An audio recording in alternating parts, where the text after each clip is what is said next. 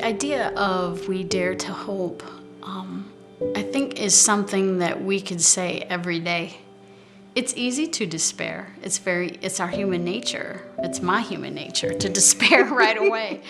But I have to get out of that and I have to hope.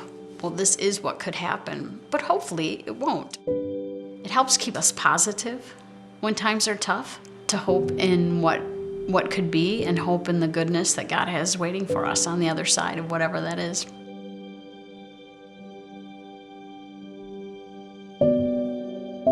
The way that we met is beautiful.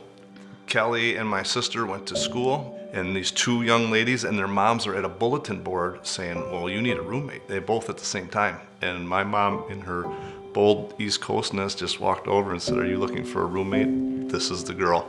Where are you from? Monroe, Madison. And they became roommates. And good friends. Very good friends, Mm-hmm. Yep. 2015, I had a very difficult year. In September, Tony and I attended the World Meeting of Families with Pope Francis. It was a beautiful event from families all over the world. We even ran into some people from the Diocese out there, and we went with the Schoenstatt group on a tour bus. And on the way back, Tony and I were really reflecting on all the beautiful things that our church has to say about marriage and family. And I really felt in my heart that we were given a mission. And I looked at him and I said, we've got something to do. I don't know what it is, but we'll figure it out. Right after that, my mom went into hospice care. And right after that, I was diagnosed with breast cancer. It was kind of a 1-2 punch that it was very easy to despair in those times. If you take mom with 8 kids who've nursed all those babies, and you look at a pie chart on a woman who would have breast cancer, she's not even a sliver on a pie chart. And it just was like, the odds of you having this are so small that there's a plan here. What can we do today? What can we do this hour? What can I do for the next 10 minutes? When I was tempted to despair, I had to remember that through modern science and modern ways of treating cancer, that the outlook was really good for me. And I'm living witness to hope, because hope is what got me through that my kids would still have their mom and my husband would have his spouse. For you, Lord, are the help of the helpless, the hope for the hopeless, and the safe harbor for those lost in storms at sea. That is how we're able to hope in the face of an incredible environment of gloom. I have great peace knowing that the Catholic Church is my home. It's where I'm supposed to be. It's where our family's supposed to be. And I think it's really important to give back to the church. With modern technology, we can click and look anywhere and see where our dollars are going.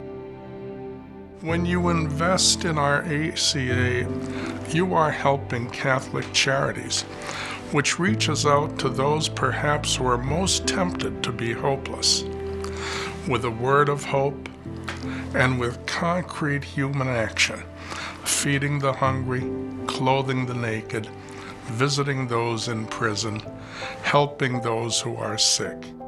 What always makes me smile time and time again is how much we do with such little bit of money.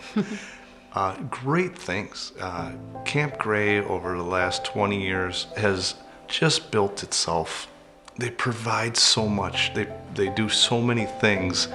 The effort that we make to send our kids to Catholic schools is made possible by generous benefactors at each of the schools who really help people who cannot pay the full tuition send their kids to receive what I think is the best education through things like Love Begins Here and Forsati Fest and Dead Theologians Society.